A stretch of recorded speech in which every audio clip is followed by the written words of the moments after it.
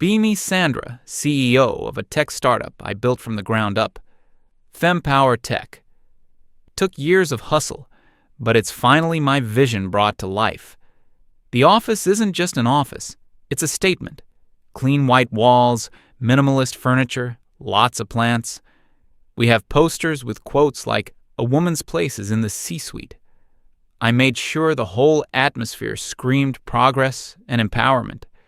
This wasn't going to be another soulless tech bro dungeon. This was a space where female talent could flourish without being talked over or ignored. My mission was simple: build a company that proved women could lead, innovate, and dominate the market. And honestly, we were killing it. Landed a few big clients in the first couple of years, got some good press. The narrative was perfect. A female-led company disrupting a male-dominated industry. My team was mostly women, which was by design. My second-in-command, Alexis, was a star. She just got it. She understood the vision, the culture, everything. In meetings, she could take a half-formed idea of mine and articulate it so perfectly, making everyone feel inspired. She was all about synergy, brand identity, and empowering our team narrative. A natural leader.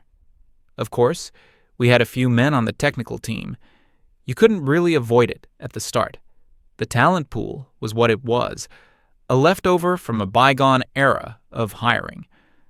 Our lead project manager was a guy named Henrik. Perfectly competent, I guess. He was one of those quiet types. Kept to himself, head down, always typing. He knew the systems inside and out, I'll give him that. But there was no passion, no fire. He never got excited in brainstorming sessions. He'd just sit there, listening, and then raise practical concerns. It always felt like he was trying to put the brakes on our big ideas. I saw him as a necessary gear in the machine, but not someone who would ever truly share our forward-thinking vision. He managed a small team of developers, which included this younger guy, Logan. Logan seemed okay. Talented coder from what I heard, but very much in Henrik's shadow. Quiet, did his work, didn't cause problems. Honestly, I didn't think about them much. They were the engine room. My job was to steer the ship, and I was steering it towards greatness. Sometime around the start of the year, we landed the biggest client of our lives, a massive contract that would put us on the map for good. This was our moment to prove we were major league. The project was a complex software suite, a total overhaul of the client's existing system. It had to be perfect. I called a company-wide meeting to announce the news. The energy in the room was electric. Everyone was cheering, celebrating. This was the validation of all our hard work. I gave a speech about breaking glass ceilings, about how this project would be a monument to what a female-led company could achieve. When it came time to assign leadership, the choice was obvious to me. This project needed a visionary at the helm, someone who understood the client's brand and our company's soul. It needed Alexis. I announced her as the project lead. The women in the room erupted in applause. Alexis was beaming. It was a perfect moment. I remember glancing over at Henrik. No reaction. Just that same neutral, unreadable expression. He didn't clap. Later that day, he requested a brief meeting with me. He came into my office, closed the door. He wasn't aggressive or anything. That wasn't his style. He just stood there and calmly stated that while he respected my decision, Alexis had no experience managing a technical project of this scale. He pointed out that the architecture was incredibly complex and required a deep understanding of the legacy code. He suggested that maybe he could co-lead with her, handling the technical implementation, while she handled the client-facing side. I listened patiently. When he was done, I smiled. I told him I appreciated his concern, but that this was a new era for FemPower Tech. We needed to move past the old ways of thinking, where only people with a specific kind of technical background were seen as leaders. This project was about vision, and Alexis had the vision. I told him his job was to support her, to provide his technical expertise so her vision could be realized. He just nodded slowly. He said, "Understood," and walked out. Looking back, I felt a surge of pride. I had handled that perfectly. I hadn't let his subtle attempt at undermining a female leader succeed. I was fostering a new type of leadership. The first month of the project was all about planning. Alexis was in her element. She created beautiful slide decks, organized ideation workshops, and filled our calendars with meetings about agile synergy and user-centric narratives. The client loved her. She was charming and spoke their language. Meanwhile, the tech team was supposed to be mapping out the core architecture. I noticed Henrik seemed stressed. In one of our weekly check-ins, Alexis mentioned that the tech team was being a little resistant. She said they were getting bogged down in minor details instead of embracing the big picture. I told her to stay strong and not let them derail her. I trusted her judgment completely. A few weeks later, the first deadline was missed. It wasn't a major one, just an internal milestone for the first module. Alexis explained it in a leadership meeting. She said the tech team had overestimated their initial velocity and were struggling to adapt to a more dynamic workflow. It sounded reasonable. Hiccups happen. I asked Henrik for his perspective. He just said, "We needed clearer technical specs. The requirements kept changing." I saw it as a classic case of deflecting blame. Instead of taking responsibility for his team's speed, he was pointing fingers at the leadership. It was a bit disappointing, a sign of that old-school toxic mindset. I backed Alexis up, of course. I told Henrik that in a fast-paced environment, adaptability is key, and that he and his team needed to be more flexible. The project moved on, but the problems didn't stop. More deadlines slipped. The client, who had been so happy at the start, was starting to sound concerned in their emails. Alexis assured me she had it under control. She said the team was just experiencing some growing pains. She started holding more meetings, daily stand-ups, afternoon check-ins, end-of-day summaries. She believed the problem was a lack of communication. The developers, especially Logan, started looking exhausted. I'd walk by their desks and see them just staring at their screens, looking drained. Henrik's corner was always dead silent, just the sound of keyboards clicking. I interpreted their silence as sullenness, a resistance to the new, more collaborative culture Alexis was trying to build. It felt like they were quietly protesting her leadership. The tension was getting thicker. One afternoon, I was walking back from the kitchen and overheard Logan talking to another developer. He sounded frustrated. He was saying something about how they'd spent all morning in a meeting discussing the emotional journey of the user when a critical database query was failing and no one had given them the time to fix it. I stepped around the corner. I didn't say anything, just gave him a look. He immediately shut up and went back to his desk. This was bad. This was the exact kind of negativity that could poison a team. It was clear that the male developers were creating a toxic subculture of complaint within the company. They just didn't want to be led by a woman like Alexis. It was that simple. The breaking point came about 3 months into the project. We had a major demonstration for the client. We were supposed to show them the first fully functional pillar of the new software. Alexis had spent 2 weeks preparing the presentation. It was beautiful. She had graphics, mock-ups, a whole narrative built around it. The client team was on a video call, all their executives watching. Alexis started the demo. She clicked a button to execute the main function, and nothing. An error message popped up on the screen. It was just plain, ugly text. Fatal error. Null pointer exception. Alexis froze. She started clicking frantically, trying to refresh the page. The error message just stared back.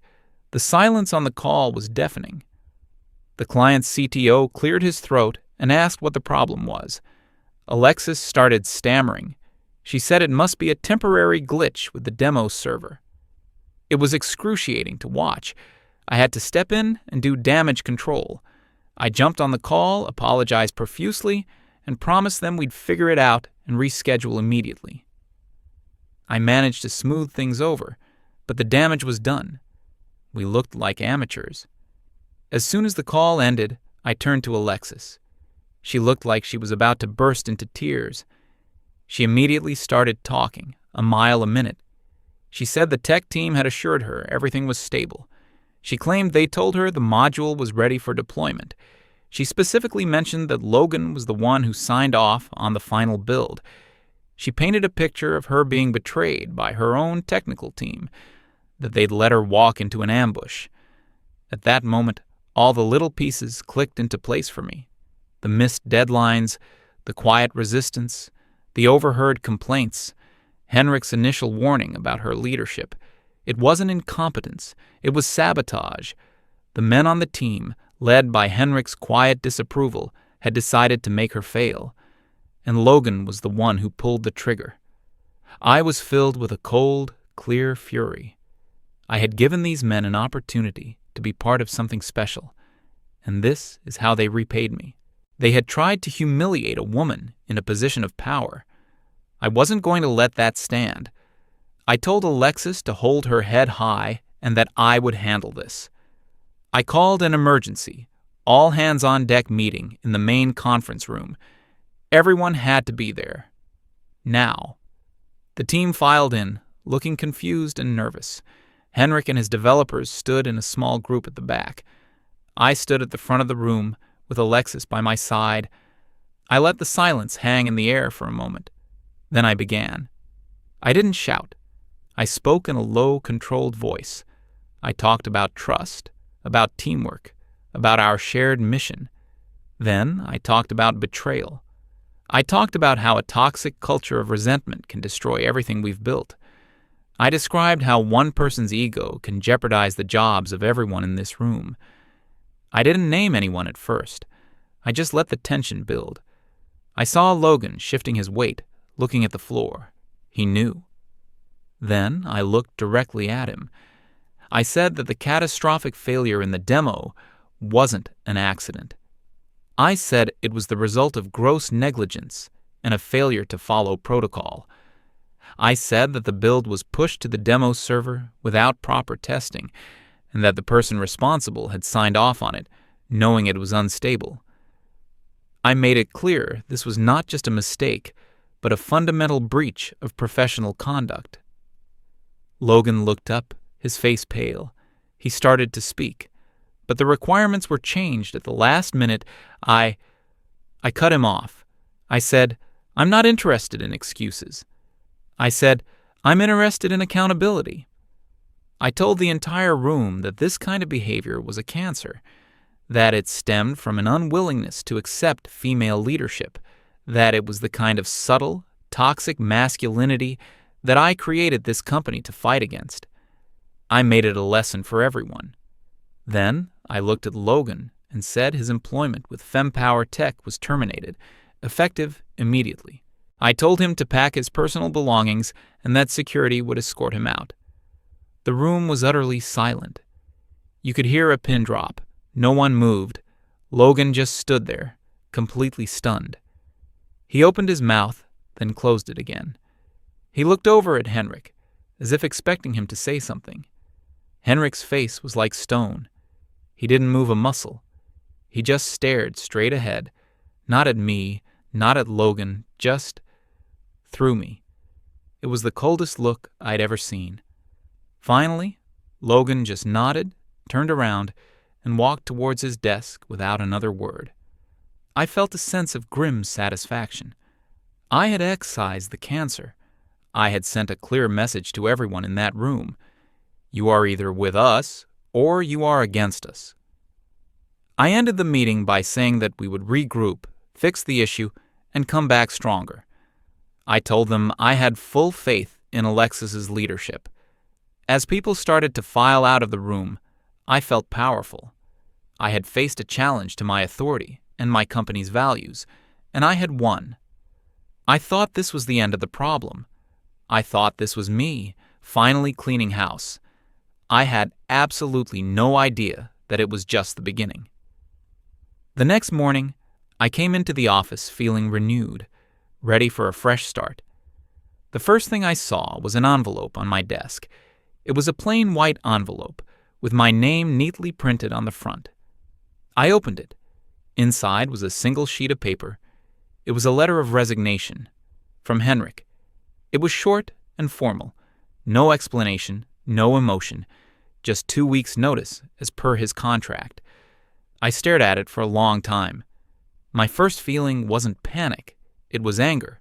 Pure, hot anger. This was it. The final act of his silent protest. He couldn't stand that I had gotten rid of his little protégé. He couldn't stand that a woman was firmly in charge. His ego was so fragile that instead of stepping up and helping us fix the mess his team had made, he was running away. He was abandoning the ship in the middle of a storm. It was the most cowardly, unprofessional thing I had ever seen. I thought about calling him into my office, demanding an explanation. But then I thought, no. Why should I give him the satisfaction? If he wanted to quit, fine. Good riddance. We didn't need men with fragile egos holding us back. This was just accelerating the process of purifying the company culture. We would be better off without him. We would hire a woman to replace him, a true believer. I convinced myself this was a blessing in disguise. I walked out of my office and told my assistant to accept the resignation and begin the exit process immediately. I didn't see Henrik for the rest of the day. He apparently spent the whole time at his desk, documenting his work and preparing for a handover. The atmosphere in the office was weird, tense, quiet. The other 2 male developers on Henrik's former team were practically ghosts. They didn't talk to anyone. They just typed. At the end of the day, one of them, a quiet guy who mostly did back-end work, walked up to the HR manager's desk. He handed her an envelope. Then he went back to his desk, packed up his small box of personal items, and walked out the door. He didn't even say goodbye to anyone. The HR manager came to my office looking worried. She told me he had just quit, effective immediately. He was foregoing his notice period. Now I was starting to feel a little uneasy. This wasn't just Henrik anymore. This felt coordinated. The next day, the last remaining male developer did the exact same thing, resigned at the end of the day. No notice, just gone. Within 48 hours, my entire male technical staff, with the exception of one very junior IT support guy, had vanished. It happened so fast. No drama, no shouting matches, no angry emails, just a quiet, organized, and total exodus. It was unnerving. Alexis and I had a meeting to discuss the situation. She was trying to spin it positively. She said this was a great opportunity, a chance to rebuild the tech team from scratch, with people who were truly aligned with our values. She said we could finally create the 100% female-led development team we'd always dreamed of. I agreed with her, but my heart wasn't in it. A small, cold knot of dread was starting to form in my stomach. The project was in shambles. The client was waiting. And the people who knew how the system actually worked were all gone. The first few days were a blur of damage control. I put on a brave face. Alexis and I held a meeting with the remaining staff, who were all women now. I gave a speech about new beginnings. I called this a pivotal moment and an opportunity to redefine our culture. I framed the men's departure not as a crisis, but as the final necessary step in our evolution. Some of the women looked inspired. Others just looked nervous. We tried to dive back into the big project. Alexis, now the de facto head of technology as well as project management, tried to rally the troops. She scheduled a code review and strategy session. It was a disaster. The remaining developers were mostly front-end specialists or junior coders. They opened up the back-end architecture that Henrik had designed. It was like looking at the blueprints for a spaceship. It was elegant, complex, and utterly incomprehensible to them. Henrik had left documentation, pages and pages of it. But it was dense, technical, and assumed a level of foundational knowledge that nobody in the room possessed. One of the senior women, who was a brilliant UI designer, put it best. She said, "I can understand the words, but I have no idea what they mean in practice. This is a whole other language." Alexis tried to power through. She kept saying things like, "Let's think outside the box," and "What would a user-focused solution look like?" The developers just stared at her blankly. The problem wasn't the user. The problem was that the entire database was built on a series of interconnected services they didn't know how to maintain. The first real crisis hit about a week later. Our main legacy product, the one that paid the bills, went down. Just stopped working. Customers started calling. Emails flooded our support inbox. It was an all-hands-on-deck emergency. The developers spent hours staring at server logs, trying to figure out what went wrong. Alexis kept circling the room, asking for updates, which only made everyone more stressed. After about half a day of chaos, they found the problem. A critical service had failed to restart after a routine server update. It was something Henrik probably could have fixed in 5 minutes. It took our team 6 hours. 6 hours of downtime. We lost money, and, more importantly, we lost client trust. That was the moment the fake optimism started to die. The next couple of months were a slow-motion catastrophe. Every week there was a new fire to put out. A bug here, a server crashed there. The big project was completely abandoned. We didn't have the manpower or the expertise to even look at it. We were just trying to keep the lights on, to keep our existing products from falling apart completely. The company culture, which I had been so proud of, turned toxic in a different way. The initial sense of female solidarity evaporated under the constant stress. Team members started blaming each other for mistakes. Alexis's leadership style, which had seemed so visionary before, now just seemed hollow. She couldn't motivate people to do work they weren't qualified to do. Her solution to every problem was another meeting, another brainstorming session, which just took people away from the actual desperate work of trying to keep the system running. I started working later and later, fueled by coffee and a growing sense of panic. In my mind, I was still blaming the men who had left. This was their fault. They had built a system that was deliberately overcomplicated, a boys' club of code that only they could understand. They had left it in a fragile state on purpose. Their departure wasn't a resignation. It was an act of industrial sabotage. This was the narrative I clung to. It was the only thing that made sense. The final nail in the coffin came on a Tuesday. I remember it was raining. Our biggest client, the one from the failed project, officially terminated their contract. They had been patient, but their patience had run out. The news hit the office like a shock wave.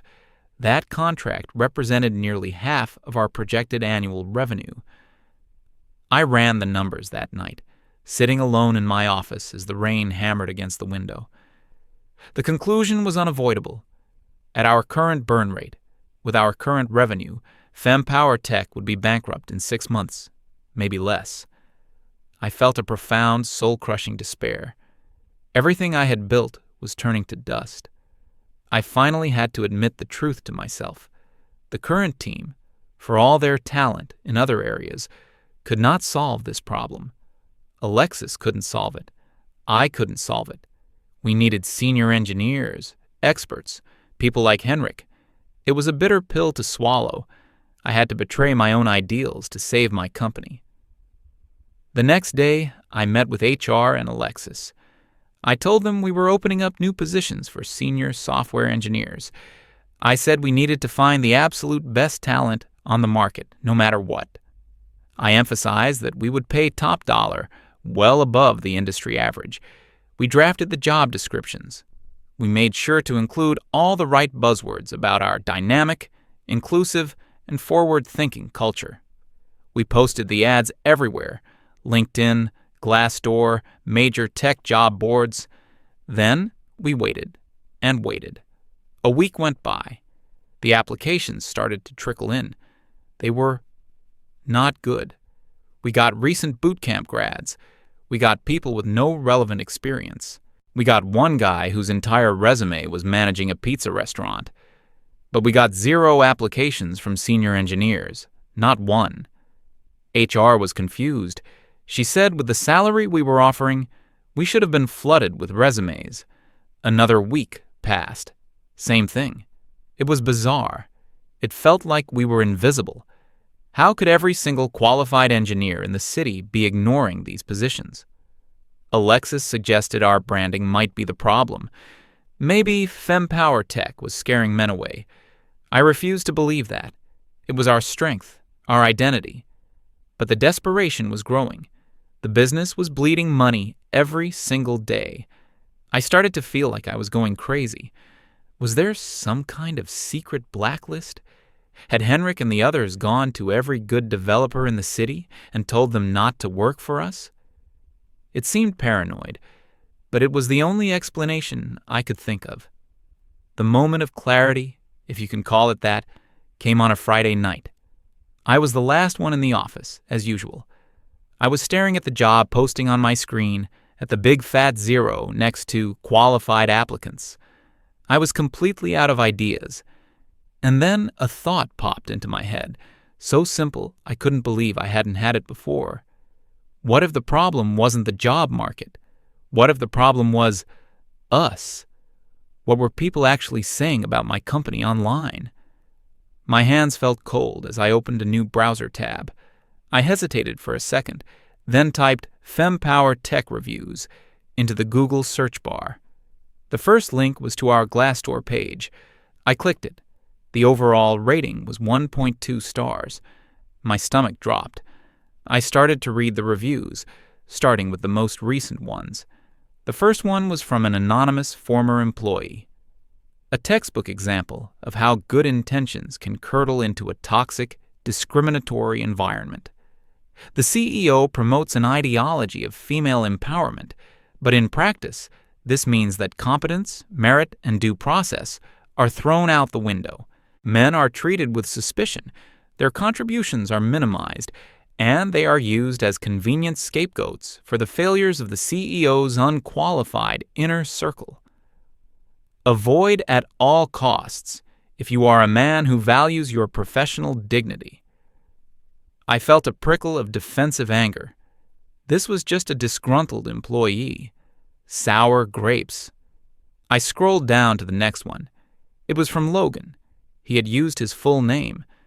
I was publicly fired here without any investigation or chance to defend myself. I was blamed for a project failure that was a direct result of mismanagement from the top.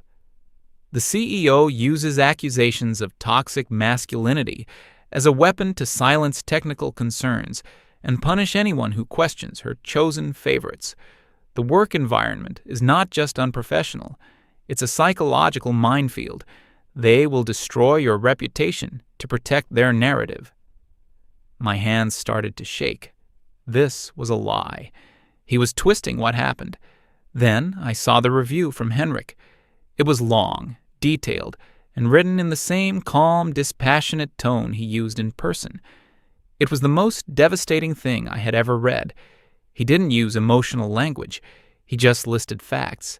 He described the project, the assignment of an unqualified lead, the constant changing of technical requirements by management, and the disregard for his team's professional warnings.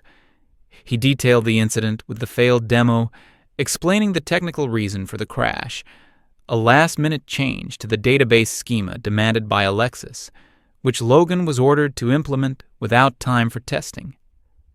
He described the meeting where Logan was fired as a modern-day show trial, designed to deflect blame. He concluded his review with a paragraph that burned itself into my brain. The leadership at this company does not value technical skill. They value ideological conformity. There is a pervasive and unstated policy that men are inherently problematic and that their success is a threat to the company's mission. Success is not measured by the quality of your work, but by your gender and your willingness to applaud the CEO's agenda. To any skilled engineer, male or female, who believes in meritocracy, this is not the place for you. Your talent will not be respected here.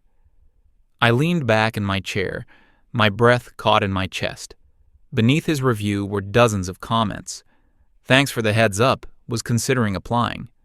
Wow, dodged a bullet. Thanks, man. Shared this with my network. Everyone needs to know. I kept scrolling. There were more reviews, all echoing the same themes.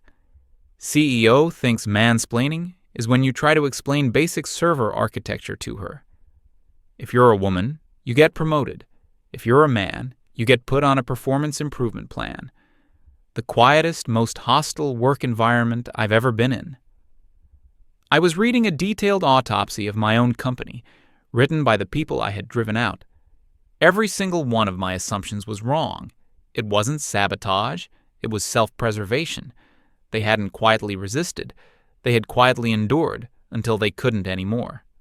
Their exodus wasn't an act of cowardice. It was a vote of no confidence. They weren't a toxic element I had bravely excised. They were the load-bearing walls of the entire structure, and I had personally demolished them one by one with a sledgehammer of my own self-righteous ideology. I looked around the empty office, my perfect, progressive, female-led workspace. It wasn't a sanctuary. It was a tomb. The posters on the wall seemed to be mocking me. All this time, I thought I was fighting against the system, against the patriarchy, against toxic masculinity. But the real toxicity, the real prejudice, the real irrational bias, it had been mine all along. I stared at the screen, at Henrik's calm, factual takedown of my entire world, and for the first time in a long, long time, I had no one else to blame. I had built my perfect world, and I had burned it to the ground all by myself.